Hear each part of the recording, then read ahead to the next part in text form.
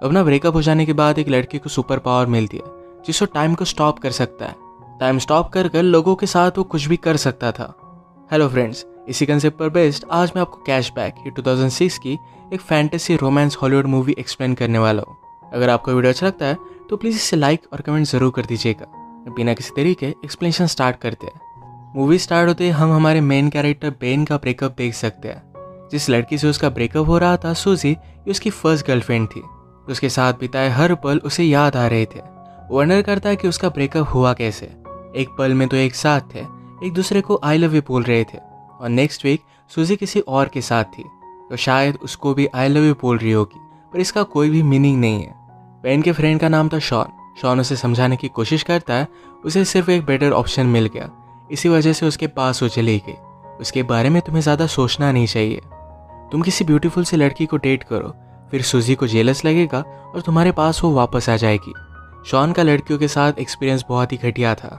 हर लड़की उसे मार कर चली जाती थी, तो उसकी एडवाइस बेन नहीं ले सकता।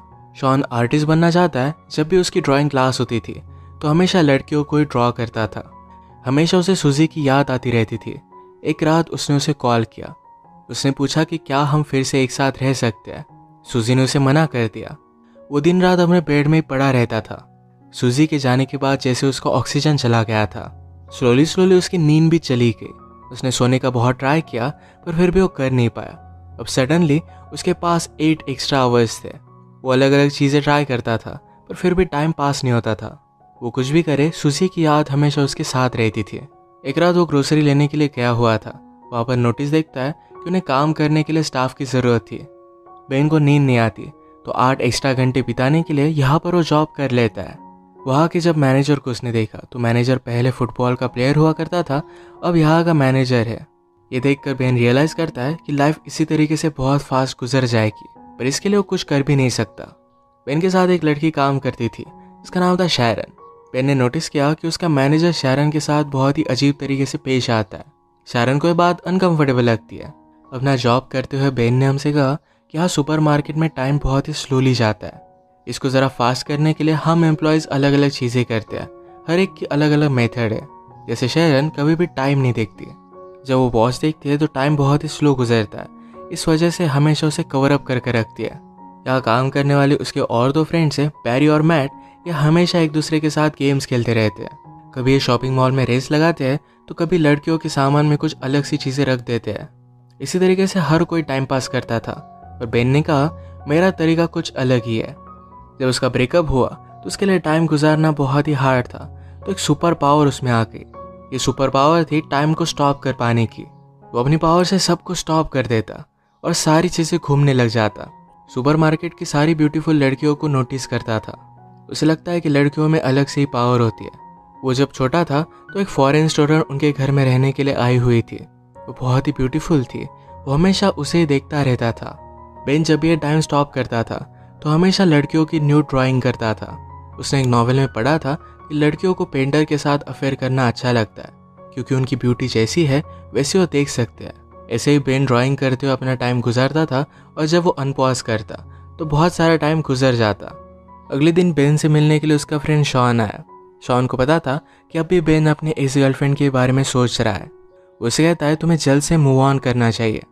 शॉन हमेशा उसे यही बात कहता रहता है, तो इस मूवमेंट को भी वो पॉज कर देता है। एक्चुअल में बेन और शॉन ये बचपन से बहुत अच्छे फ्रेंड्स थे। जब शॉन की मदर घर से चली जाती तो दोनों मिलकर न्यूड मैगजीन्स देखते।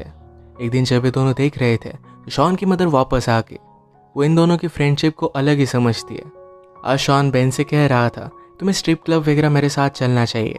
सुनकर बेन को अपने बचपन का एक किस्सा याद आता है। उनकी स्टेज पर एक लड़की थी जो पैसों के लिए न्यूड होती थी। ये सारे फ्रेंड्स लाइन लगाकर उसे मिलने के लिए जाते थे। इसके बाद हम देखते हैं अगले दिन बेन और शैरन की नज़रों से नज़रें मिली थी।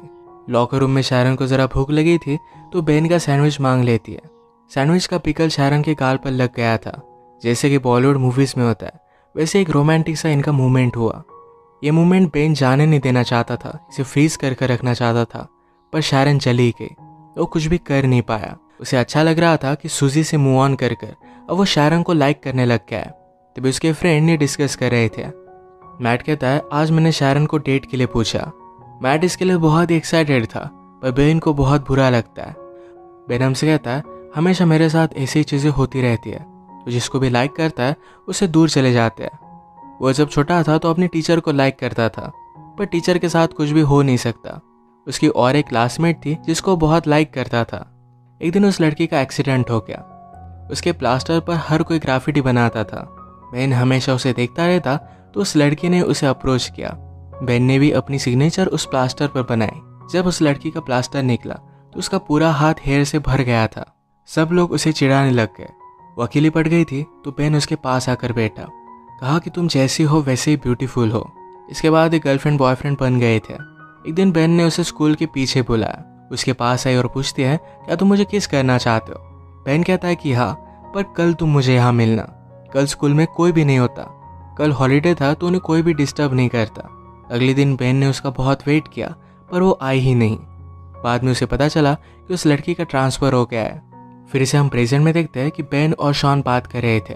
बेन ने शारन के बारे में शॉन को बताया, पर वो ये भी कहता है मैट और शारन आज मूवी देखने के लिए जाने वाले हैं। शॉन ने कहा कि वो सिर्फ एज अ फ्रेंड्स मूवी देखने के लिए जा रहे होंगे, उनके बीच में कुछ है ऐसा कंपल्सरी नहीं।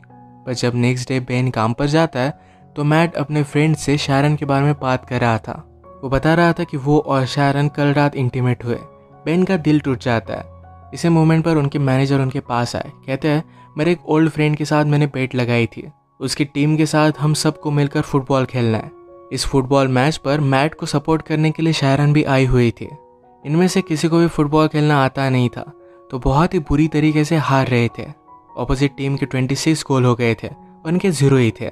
बेन को बोर होने लग जाता है, तो टाइम को फिर से उसने स्टॉप कर दिया।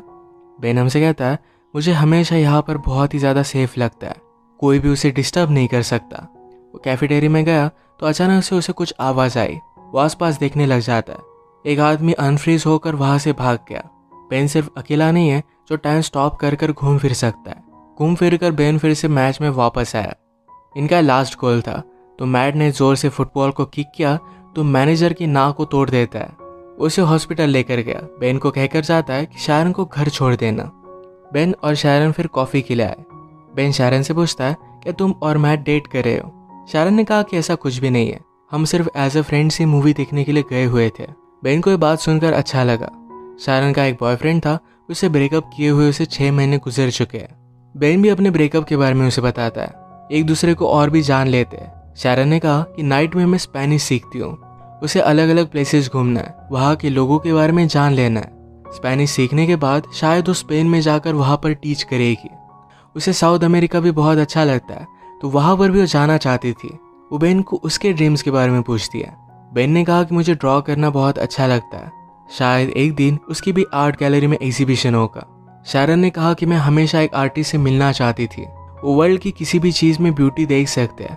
ये बात शारन को बेन की बहुत अच्छी लगी। बेन ने शारन को घर पर छोड़ दिया। ये दोनों किस करने वाले थे, पर ये सही से हो नहीं पाई। अगले दिन मैनेजर ने अनाउंस किया कि उसका बर्थडे आने वाला है, तो सबको उसके घर पर पार्टी के लिए आना पड़ेगा। शारन फिर बेन से पूछती है क्या उस रात तुम मेरे साथ चलोगे। बेन इसके लिए हाँ कहता है। इन दोनों की एक ऑफिशियल डेट थी। मैनेजर ने बेन को बुलाया, कहा कि बर्थडे पर एक सरप्राइज स्ट्रिपर भी होनी चाहिए, इसका इंतजाम तुम करोगे। बेन को पता नहीं था कि वो कैसे करेगा, पर वो शॉन की हेल्प लेता है। शॉन को इन सब चीज़ों के बारे में बहुत ही अच्छी नॉलेज होती है, तो उसे एक पब में वो लेकर गया। वो एक लड़की से बात करता है, पर उस लड़की ने कहा कि मैं उस रात बहुत ही बिजी हूँ, मेरे एक फ्रेंड को वहाँ पर मैं भेज दूंगी। कल रात के बाद बेन को हर जगह पर शारन ही दिख रही थी।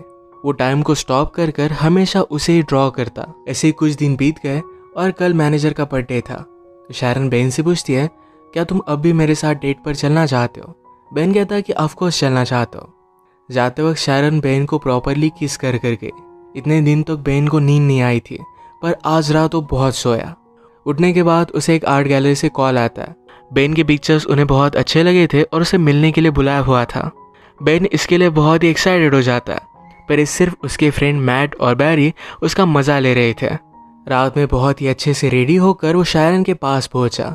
वो शारन को अपने आर्ट की गुड न्यूज़ बता देता है, उसे भी बहुत अच्छा लगता है। ये दोनों फिर पार्टी में आए, पर बेन यहाँ पर सुजी को देखता है। पार्टी में इन्होंने ऑर्डर की हुई स्ट्रिपर भी आई हुई थी। ये वही स्ट्रिपर थी जो शॉन और बेन बचपन में देखने के लिए जाया करते थे। शॉन मौके का फ़ायदा उठाकर उसे डेट के लिए पूछ लेता है। शॉन हमेशा लड़कियों से कुछ भी गलत चीजें बोलता था, पर ये लड़की उसे बचपन से जानती है तो कोई भी प्रॉब्लम नहीं आएगा। शायद उसकी भी लव स्टोरी यहाँ से स्टार्ट हो जाएगी।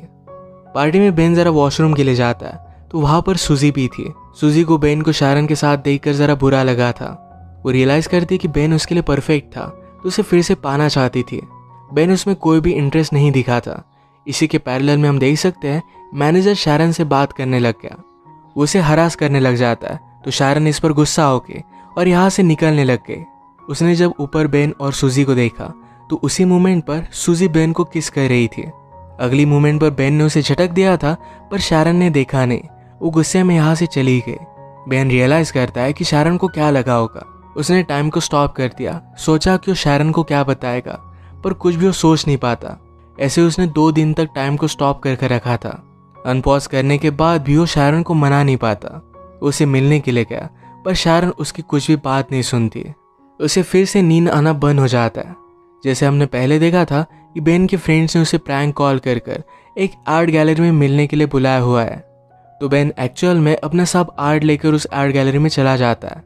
वहाँ के एजेंट से उसने बात की तो उसकी कोई भी अपॉइंटमेंट नहीं थी, पर एजेंट उसकी ड्राइंग देख लेता है। उसे ड्राइंग्स बहुत ही पसंद आई। वो बेन को अपॉर्चुनिटी देते हैं और अब उसका एक आर्ट शो होने वाला था। इसका इनविटेशन बेन शारन को देकर आता है। इस एग्जीबिशन ने शारन की बेन ने जो भी ड्राइंग्स बनाई थी सिर्फ यही लगाई हुई थी। ये सब कुछ बहुत ही ब्यूटीफुल था। बेन से एक आर्ट के एजेंट बात करने लगे। कहती है मुझे तुम्हारी ड्राइंग्स बहुत ही पसंद आई। वो न्यूयॉर्क से थी तो उसे बहुत बड़ी अपॉर्चुनिटी दे सकती थी। बात करते हुए बेन ने नोटिस किया कि शारन भी ये शो देखने के लिए आई हुई है। ये आर्ट एजेंट उसे पूछ रही थी कि फ्यूचर में तुम क्या करना चाहोगे। बेन कहता है कि मुझे साउथ अमेरिका में जाकर ट्रैवल करके ड्राइंग करनी है। एक्चुअल में शारन का ड्रीम था तो उसे साउथ अमेरिका में ट्रैवल करना है, तो बेन भी उसी के साथ ट्रैवल करके ड्रॉ करना चाहता था।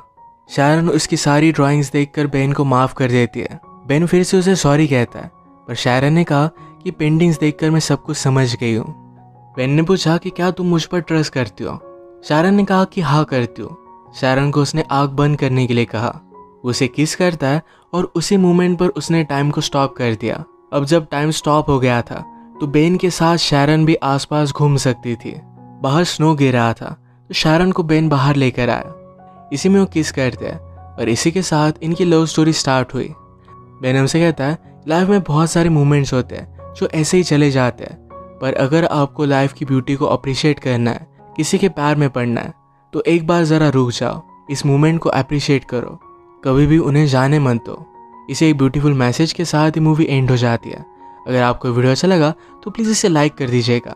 बहुत सारी मूवीज़ लेकर आते रहता हो तो प्लीज़ इस चैनल को सब्सक्राइब कर दीजिए और बेल नोटिफिकेशन आइकॉन दबाना मत भूलिएगा। हम फिर से मिलेंगे और एक नई मूवी के साथ। तब तक के लिए थैंक यू और आप अपने आप का ख्याल रखिए।